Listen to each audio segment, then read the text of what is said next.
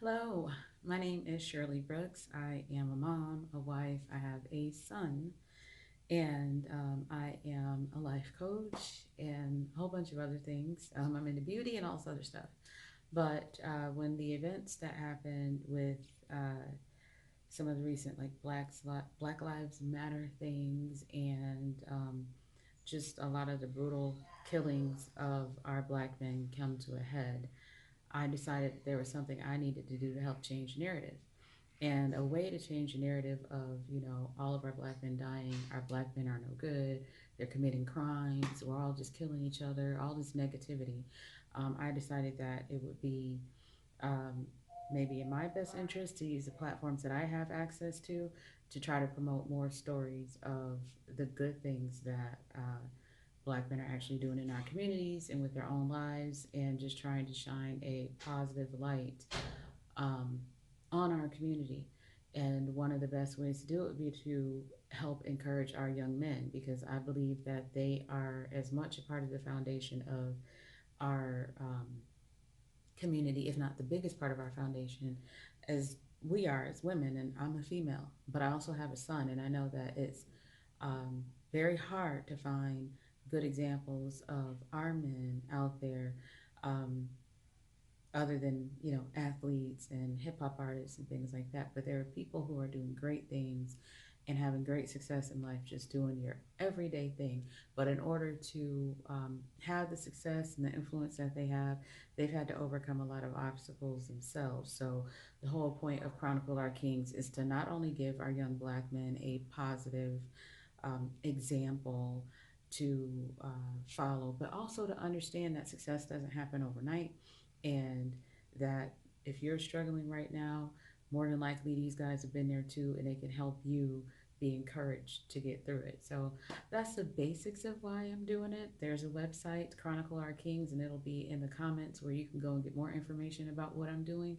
But if you'd like to be interviewed or be a part of our roundtables, just go there, fill out the contact sheet, and let us know. I'll be happy to have you on a roundtable or as one of the kings that I interview. So thank you for stopping by, and check out this most recent episode. Thank you for watching. When you do watch the recording, I have a guest here, Jerome Covington, aka Jay Speaks. Say hello. Hey everybody, how's everybody doing out there in social media land?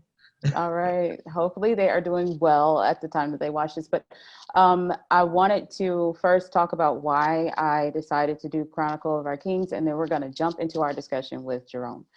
So my name is Shirley Brooks, and I'm a life coach, and among other many things, that's the main thing that I do.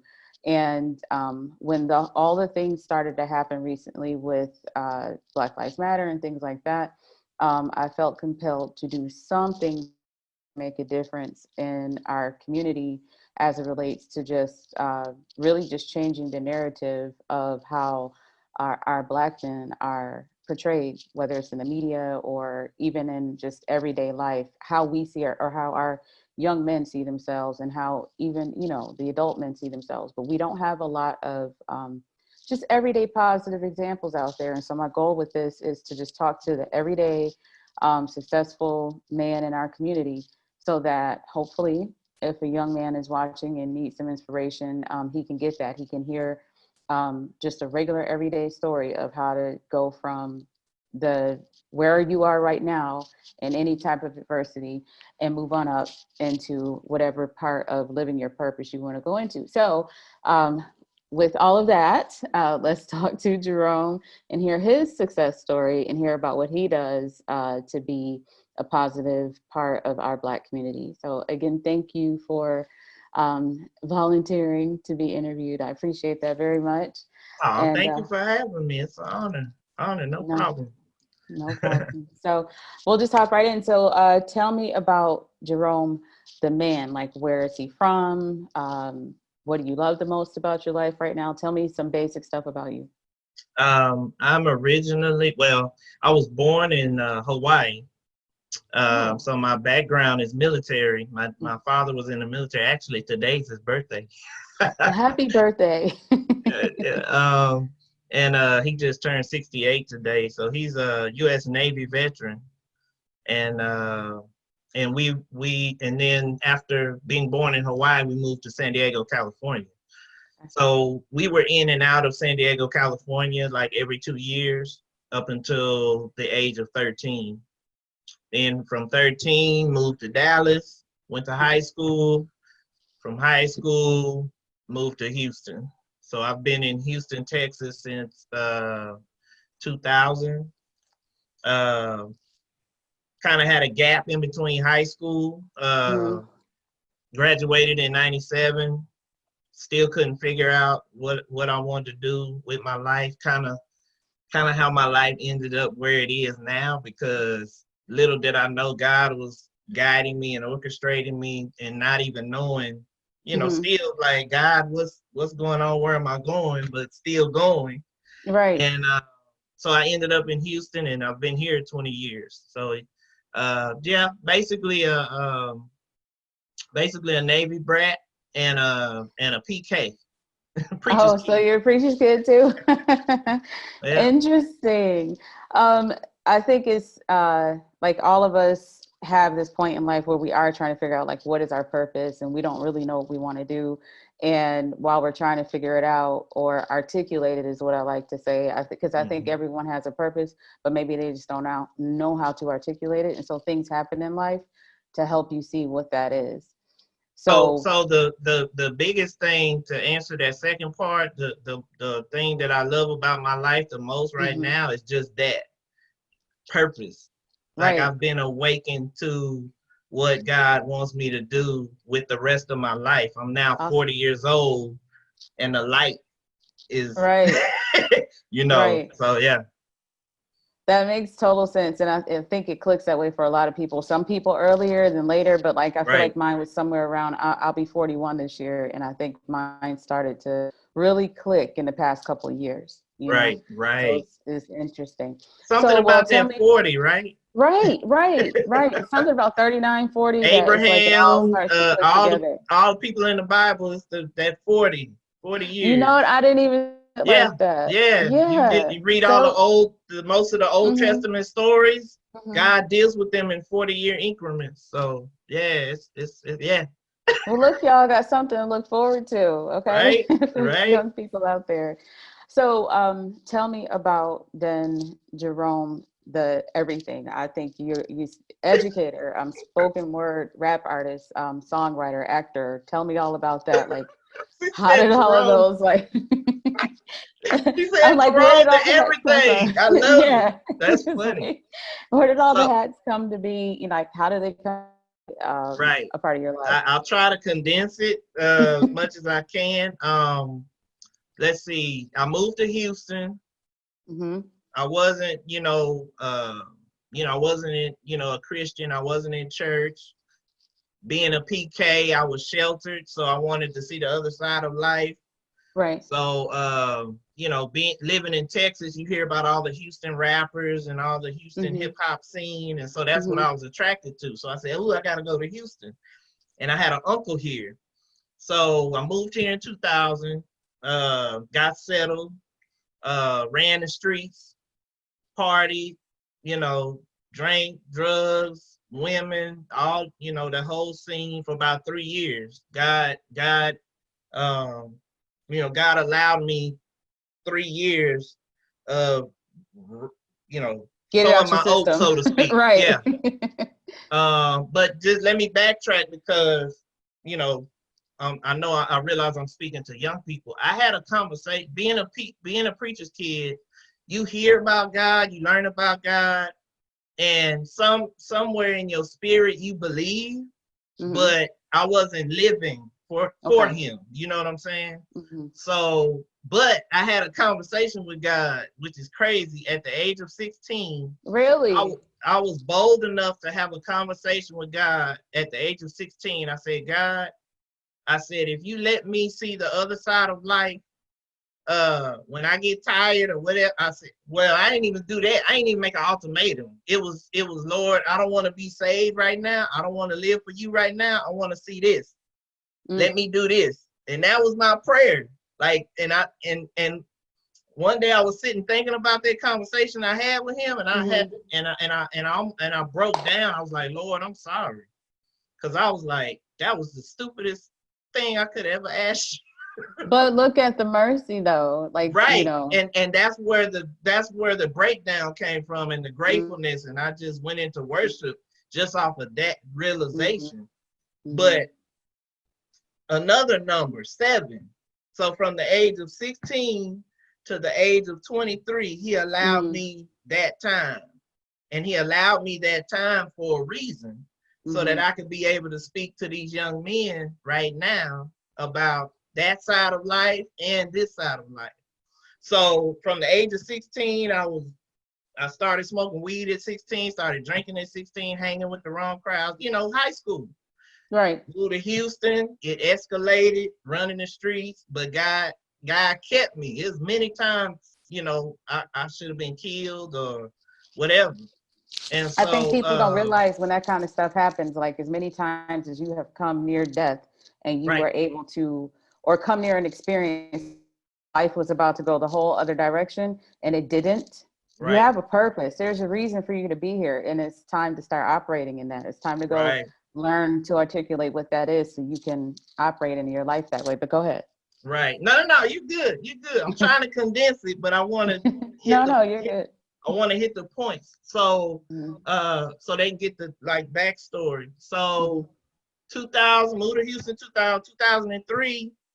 Uh, God saved me. Mind you, I told you I was chasing women and all this, so I was very promiscuous. Mhm. So I had an experience in 2003.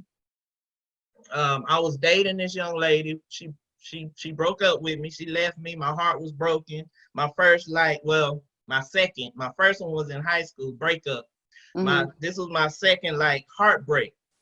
So I was like done. Like I had made up in my mind that I was just gonna do whatever. You know what I'm saying? Just Mhm. go crazy and not care who I Mhm. hurt or whatever. I was just that Right. broken at that time. Right. And uh I tell people all the time, God knows your heart. You got to be careful when you say that, because I had an experience that let me know that he saw what was in my heart that he couldn't allow to fester. Mhm. And so I had a vision. When I'm telling you, like, it was an instantaneous thing. I made that decision in my heart to say, forget it. I'm gonna Mhm. just sleep around, whatever. That night, I was laying in bed, and I had this vision. You see the light, my window is right here. You see the light, Mhm. sunlight coming in my room. Well, it was Mhm. at night, so the moonlight was coming in my room. So all of a sudden, I'm laying in bed. There's a dark shadow over my room, right? All of a sudden, there's a figure of a person tucking in Mhm. my sheets. Sorry, Whoa. I'm getting excited. You're okay. You're okay. I hit my table. I'm tucking in my sheets. And so I'm in the bed, I can't move, right? And then that lasted for maybe 2 or 3 minutes. And then, you're so scared. I see somebody standing next to my bed, but I don't, I'm not going to look. Right. So I'm like, I don't know what to think. Why is this person in my house? But I'm already spiritually in tune, but I don't Mhm. understand what I'm looking at. Right. Right. But I felt in my spirit it was spiritual. So I didn't think, the first thought in my mind wasn't somebody came in my house. Mhm. So I knew it was some kind of message or something, because 2 or 3 minutes later, everything went back to normal. The moonlight came back in, and you know how when you're trapped and then everything goes back to, I don't know if you ever had a Right. dream or whatever, and then you kind Right. of break out, you shake, Yeah. make sure you're free. Yes. Yes. I know That's what I exactly what did. you mean. Mhm. So I had a friend the next night or the next day. I called a friend who knew how to interpret things like that. And she told me that was a message from God telling you that if you go down the path that you're thinking about going down, you're gonna Mhm. destroy yourself. Oh. So you gotta understand, 24 hours before, I made up in my mind and in my heart that's what I was gonna do. 24 hours later, he tells me don't do it, Right. or you're Right. gonna destroy yourself. Right. You're talking about heartbeat. So you talking about, I said, okay, God, I'm done. Done. Right. I got on my knees. I didn't, people give you these stories about how they got saved and they gave their Mhm. right hand to the preacher after he Mhm. preached the sermon. Man, I got on my knees at home. I said, Lord Mhm. Jesus, come into my heart. I want to change. Whatever I got to do, change me. I love you. I hear your message. And instantaneously that change began to occur. Mhm. Mhm. It wasn't instantly, little by little I stopped smoking weed and drinking, and it was a gradual release of everything. But yeah, so that's where that change came from. Then I started going to church, started getting fed the word, and uh, you know, uh, being built up spiritually, right? So fast forward 5 years, 2008, I'm sitting at home. Mind you, my background, I grew up in the hip hop Mhm. era, right? Mhm. Tupac, Bone Thugs and Harmony, Outkast, Oh. you know, Mhm. yeah, we're up on ATL hip hop. So all them, right? 90s, Uh-huh. Uh-huh. 90s, Ice Cube, Dr. Dre, Snoop. So growing up in high school, we freestyle in the car, and we playing around with it, but not taking it seriously. And then I would write little poetry here and there, playing with it, Mhm. but never took it seriously. So I'm sitting at home, I'm watching TV by myself. I literally hear the voice of God say, I gave you a gift. Now go use it. Like Oh. literally a voice. I'm like, oh, okay, okay. So I don't know, maybe a day or two later, I started writing. And he Mhm. started giving me poetry. He started helping me Wow. put the words together. And this is my ministry. So as far as, uh How the all of it came together? the Great Commission that Jesus Uh-huh. tells us to do, go out, Uh-huh. make Yes. disciples, Yes. go out into the highways and byways. Well, that's what he's doing through my music, through my poetry, and this is what he gives me to write. And through the poetry, I started doing the open mics, Okay. uh, and started meeting people, and got connected to, because currently I'm with a group called I Am Gospel. Okay. And the guy that founded it, I met him maybe 2 years later Uh-huh. at a church event. And he started pouring into me about how, to look professional, Right. you Okay. know, and putting an album together and all of Mm-hmm. these things. And shout out to my brother, Demetrius Gistan, educator. I know he's going to see this. I'll share it. I'm going to Mm-hmm. tag him. No, definitely. It's important though. Like it's important to build your network, to build a Right, support system. And it's awesome that, that stuff started to kind of fall into place the minute you decided to right. follow God and follow your heart and go And that's the after. message to the young people, man. Whatever, follow your heart, in what God is telling you to do. Follow your heart, move on it, and God will piece everything together. God will Right. bring those people in your life. You're not Mhm. gonna know how to Everything. do, where to Mhm. go, what direction. Just go. Mhm. I didn't know when he said I gave you a gift, use it. All I knew was it's time for me to write. Okay. Right. And then after writing, I said, okay, I need to practice. I need to memorize. Mhm. I'm okay. I need to be a poet. I need to be a Right. spoken word artist. So I started Googling and watching YouTube videos of different spoken word artists and started studying Mhm. mannerisms and movements and voice, Yeah. annotation Inflection and and all stuff. that kind of Yeah. stuff. And so I didn't know where to go. I called a couple local spoken word because poetry is big here in Houston Okay. also. So I called a couple spoken word artists that I had heard about. And it's funny when I called them, one in particular, it was a young lady, she was shocked. And she was like, "Why are you calling me?" And I'm like, "Well, you doing more than I'm doing right now. I need to see how you started. Uh-huh. And she told me, she was like, just go to the open mics and just go. Be Mhm. seen. Do Mhm. do your thing. And Mhm. that'll be your practice and different things like that. And one in particular place that I went to was a big popular poetry spot here. And God gave me one poem in particular that became popular Mm. uh, over my poetry career, and that's where the snowball effect came from. Oh, okay. Okay. And the So young lady what's I the met, poem? it's called Like That, Oh, and that's the t-shirts I saw. Okay. right? All right. So I think I'm I met the young lady. I met a young lady at the poetry spot. She invited me to a New Year's Eve, I think it was a church event, and that's where I met my brother. And he started grooming me. And then a few years later, I released my first poetry album. Now, mind wow. you, I'm in a circle of rappers, Christian Right. rappers, right? Okay. So 2 or 3 years later, I'm like,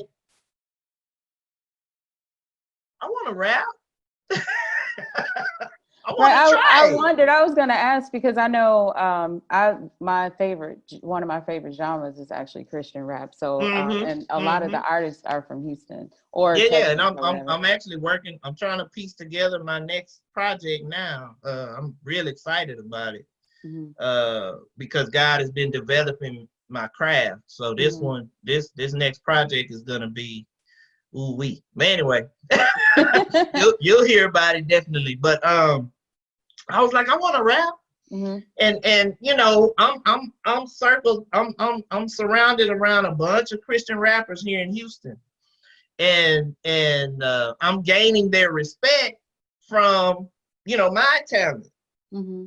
and they're like, I started talking about wanting to rap, and they were like, "Well, you a poet, you write poetry, you can write a rap song." And I'm Right. like, "For real, you think so?"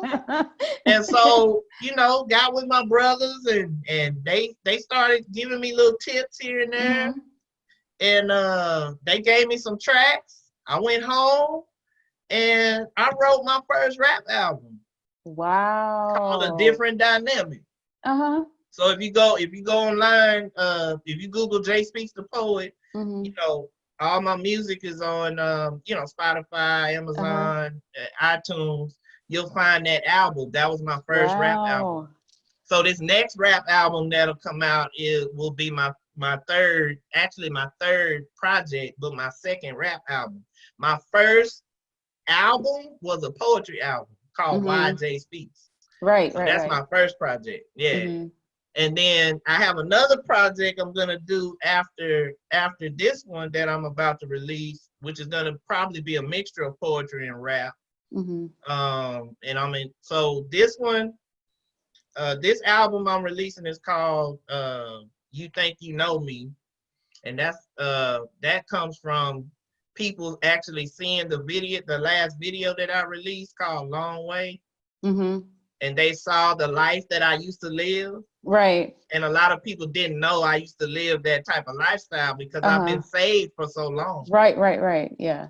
And so that's what this album is about, telling people how far I've come and Mm-hmm. how far God is taking me. Right, your You think you journey. know me, but you don't. Right. So speaking of, like your journey and um, where you've come from, you've done a lot of different things. You're doing a lot of different things. Um, and you spoke of some of your obstacles along the way, but what do you feel like has been one of your biggest obstacles to get to where you are today? And what did you do to overcome it? Um, I think I would say when I got into teaching, I never wanted to be a teacher. I never Mm-hmm. strived to be a teacher. That was never one of my goals. Mm-hmm. And so I was in a place in my life where I needed a job. Mm-hmm. Mm-hmm. And a friend of mine was working at a school, Mm-hmm. and you know uh, she was the connection. Right. And so I had the education and everything, and so went in, did my little interview. um, and she was actually, what it was, she was part of an organization called AmeriCorps, which is like a Oh yeah. voluntary Mm-hmm. literature, and they do other things in the community during natural disasters. And she was part of that organization. So that's how I got into teaching ESL, English as a Second Language. Oh, okay. So that was a contract position. Then uh, I was still in school. I was still in school at the time, actually trying to get my master's degree. And so I was still in between jobs and stuff. And so she ended up working at the school where I am now. And so she she was the connect again to get Mm-hmm. me on at the school. And Okay. so that's where I've been for the last 4.5 years. But then God helped me realize that, you love kids. Like, I really, like, God kept putting me in positions to connect with children. Mm-hmm. And I didn't realize how much of a connection with kids I had. Mm-hmm. And I really saw it when I was uh, substituting. I was doing some substitute teaching for about a year or so, and really connected with all the kids that I was able to interact with. And so I finally made the decision to pursue teaching and getting certified and different things like that. And so that's actually the new venture that I'm going On into right this now. fall. Mhm. So when you first got into it, it really wasn't something that you wanted to do, and then it ends up being a part of your future, like a part of the Right. next step. I went into it trembling. I went into it kicking and screaming. Right. I went into it like, Lord, really? And found out this is what he wanted me to do. It was So, part of your purpose. and it was a similar feeling to when I was in front of the microphone doing poetry for the first Mm-hmm. time. Mm-hmm. But once I did it became natural. Uh-huh. Yeah, so. Awesome. So I saw a post you did on social media, and this is me paraphrasing it. Mm. You said, I am a power-filled man of love. I build, I don't tear down other men. And I love that statement because it seems like with the male dynamic anyway, there's a lot of competition. Everybody's not real, like, and that's a show of strength, like to be overly competitive and disapproving of each other versus, uplifting and supporting each other. What inspired that statement for you? Oh man, that it was powerful. Somebody else created that statement, but I Oh, saw it, really? and Okay. it resonated. It resonated with Mm-hmm. me because that's where I am in my life right now. Because Mm-hmm. of what we were just talking about, Mm-hmm. purpose, Mm-hmm. realizing what God is calling me to do. Mm-hmm. I operate in my own lane. I don't try to do what somebody else is doing. I don't try to do poetry like somebody else. Mm-hmm. I don't try to rap like nobody else. I don't try to act like nobody else when I'm Mm-hmm. playing my characters. Mm-hmm. I operate in what God has given me, and I develop, I developed that. And because I'm confident in what God has blessed me with, I don't have room to hate on anybody else. Right. Okay. I push them. Mm. I want them to go hard just like I'm going hard. Uh-huh. So that's really where that came from, as far as me really sharing that message. Mm-hmm. Because that lit a fire in me when I read it. That's awesome, because that, I didn't really know what inspired it, but and I didn't really know what to expect you to say, but I really can appreciate that, because what it boils down to is confidence, and I'm doing what I'm supposed to be doing, and it's room for everyone to do the same thing. Come on, man. I've never been a competitor like that. You know what I'm saying? Like, I'm a sports head. You compete that way. Yeah, me too. Yeah. But as far as life, I'm not competing with you. It's so many of us who want to see. There's a phrase. People want to see you do better, just not better than them. Oh. I don't have that issue. I don't care if you're doing better than me, because my whole goal is to do what he wants me to do. Yes, exactly. If I'm not doing what he wants me to do, then that's when I got a problem. Right. But if I'm operating in my purpose, and if my purpose is if operating in my purpose doesn't afford me $1 million like you, and I only have 500,000, I'm good. Right. That's how I feel about life too. I'm like, I don't have to have the most fancy car and all that kind of stuff. If I'm doing what God wants me to do, that's all. Look, I'm not. What is it? The Joneses? Keeping up with the Joneses. Keeping up with the Joneses. Man, look. I'm trying to keep up with Mr. Covington. Right. That's hard enough. So, but that's a really good point. I like that. So nowadays, young Black men are bombarded with ideas from like their parents and the media of what success looks like. For Black men, the most highlighted form of success is usually like an athlete or a hip hop rapper, like not necessarily even a Christian rapper, but like, one of the mainstream artists or something like that. And those are all versions of success. And part of why I'm doing this Chronicle of Our Kings is to help young men see the different versions of success. How do you self-define success? Success for me is finding what you love, or identifying what you love, what your passion, identifying what your passion is, and just go, like, run after it. If your and not only that, and I have to really nail this down, because I was that kid who, and that's why I'm so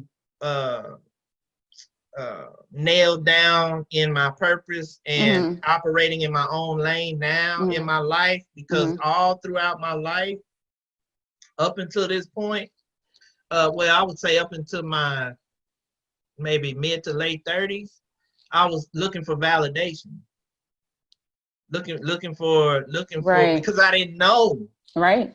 I didn't know what am I supposed to be doing. So and I was a kid that I was the new kid. I was the new kid everywhere I went. Okay. So I was trying to fit in everywhere I lived. So success for me is identifying your purpose and running with that. And not only that, but be confident in the passion and purpose that is in your heart. If whatever you love to do, don't worry about what everybody else has to say about that. If you love to paint, you be the best painter and you go hard on the canvas. Right. If you're an author, you be the best storyteller, writer, and you go hard with that. Don't worry about somebody always gonna have something negative to say because they can't do what you do.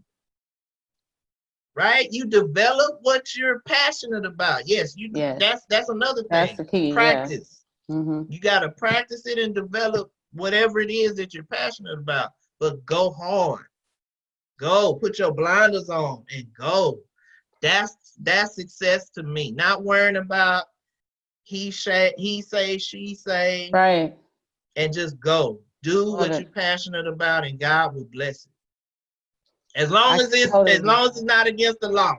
Right. Yeah. That's right. Be not passionate of, this is not in the Bible, but I'm saying this. Be not passionate about things against the law.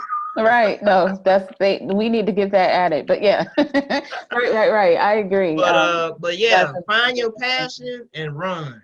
awesome. I love it. That totally resonates with me. So, I already said this, but I'll say it again. I do appreciate that you volunteered to speak and be on my platform. You're one of many people that I'm gonna get lucky enough to interview, and it's so crazy how this all came together. And I might And just it's have to funny tell that that story one day. it's funny that you look at it as you being lucky, and you just, I didn't know you from a can of paint, and you hit me Right, up, and I'm right, like, what? And then I'm looking at what you're doing, and I'm like, huh? And I'm like, oh, you look at me like this? Oh, okay. So, because the thing of it is, when you're in it, when you're doing it, right. you don't see it like other people see it. Exactly. You don't. Yeah. And people approach me all the time. I've even had, after a concert or an event, I've had little kids come up to me and with their, little puppy dog eyes and, Jay Speaks, thank you. And I give them a free album, and it's like, for real? Right. Just And the that's look, what and I it's like, want to oh my come of this God, I is don't that realize the right impact. there. That's what I want to come of this is like for especially young men to watch, and when they're hearing the stories, they're just like puppy dog eyes, like they're hungry. And this is Right. exactly what I've been looking for. And I'm inspired and I'm encouraged by what you're doing. And I want to go do it too, whether it's in my own way or the same thing that you're doing. But I know I can do it too because I saw you do it. Right. And that's the Yeah. thing. I'm no different than anybody else. Right. God just illuminated something that he wanted me to do, gave me the gift and talents to do it, and said, go do it. And you went and did it though. That's the key too. You went and did it. Right. So what made you volunteer to take the interview? Knowing, understanding what this is about and what it's for, what made you volunteer to do it? Because ever since God really changed me and really became an intricate part of my life, I've been wanting to see change in others, especially young people. Right. And so God has been gravitating me towards that, and I think that's why God allowed me to experience the other side of life for the amount of time that he did, so that I could be able to identify with the streets. So I wanted, seeing what you were doing, seeing the message that you were trying to convey, and getting that message out there, it was just aligned with what I'm doing as far as wanting to mentor young men, be an example for young men, and just be available for young men to come and just pick my brain, find out what because they want to know. Right. I get the question asked to me all the time: how did you change? Or just how are you doing all the things that you're doing, more than likely. Right. So, well, I do appreciate that you did. So before we close out, if you had any message, which you dropped a bunch of nuggets today, so I know, right? the entire thing could be a message. But I guess if we had to sum it all up, or if you feel like you didn't say something you wanted to say, what would be a message that you would want any young man that's watching today to take away from today's talk? I know that there are a lot of young men out there that don't have a lot of positive reinforcement in their life. A lot of men do, but a lot of men don't. And I want them to know that, and that's why I appreciate what you're doing, because when they don't get that positive reinforcement, they can get it from a platform like this. Mm-hmm. They could be scrolling on Facebook or Right. somewhere and just stumble across this and say, hey, young man, you are loved, you Yeah. are appreciated, you are not forgotten. There are people out here who are looking for you, who want to help you, uh, give you wisdom, teach you the game, whatever, you know. Right. No. Yeah. And we're here. So you know, if you're watching this, I'm Jay Speaks the Poet. I'm Jerome Covington. You Google me, send me an inbox. I'm available for you to talk to if you have questions, if you need a big brother to talk to, like I'm here. Uh and you know, you're not by yourself. Yeah. And your surroundings are not the only thing that your life is about. Right. There's more. There's a whole lot more. And there are people outside of your environment that are looking for you to help you.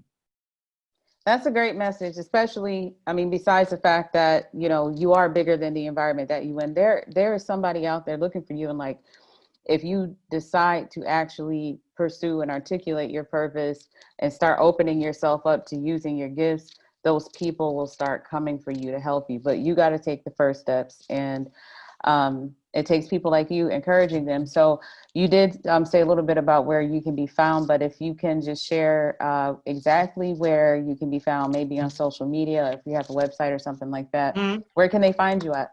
I have a website, jspeaksthepoet.com, JSPEAKS, thepoet.com. It's a one page website where you can find my music. I'm on Instagram, Jay Speaks the Poet, Facebook, Jay Speaks the Poet, Twitter is the only different tag. I'm gonna rebrand that actually, but for now it's Poetic for Christ, Poetic, the number 4 Christ. And yeah, and then just Google Jay Speaks the Poet, and everything will, everything will come up. All my little links will come up. I got all the information in terms of where to find you at. Is there anything special coming up that you want anybody to know about? I have a single that I'm gonna release called Prayer Closet. I haven't set a date yet. What are we in, July? So hopefully September I can release my single. Okay. Do a video for that. And then maybe October, maybe December. Let's see, November, maybe November, drop the album. So yeah, called You Think You Know Me. And I'll start shooting out because I have cover art and everything ready for it. So cool. Well, thank you so much again. If you're into the Christian rap scene, so who's your favorite Christian rap artist? And then we'll go. Besides yourself. I like a lot of them now, man. I like Lecrae. I love Lecrae, yeah. And then locally, of course, my brothers. There's a guy named Educator. There's a guy named One God here in Houston. So it's a lot. It's a lot of them, man. Of course, the whole Reach Records. Tadashi, Trip Lee. I like all of them. My son grew up on all of that. Yeah, my son was raised on all of that. Like that's basically what he knows. Yeah, that's cool. All right. Well, it was great talking to you, and I will make sure I get all this out to you. Thank you guys who will watch or who have watched, and all the contact information for Jay will be in the comment section of this recording. Thank you for having me. I appreciate it. No, thank you for coming. Thank you for watching. I hope you enjoyed it. I hope you were encouraged. If you know any guys that could benefit from seeing this video, please don't forget to share, and also please like and subscribe. Have a great day.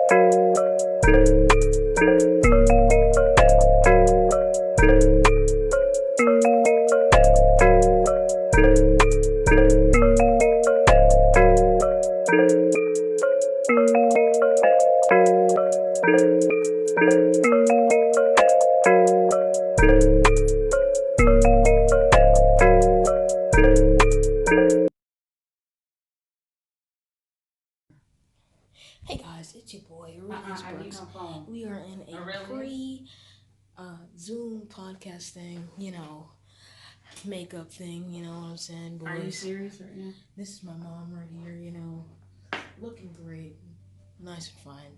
So, she's on the Zoom right now, or she's making the Zoom. Are you making the Zoom? Yeah, I'm about to be. And you're like, There's the Zoom Aurelius, right there. it's not funny. Or such. So, don't forget to like and subscribe. See you guys on the next one.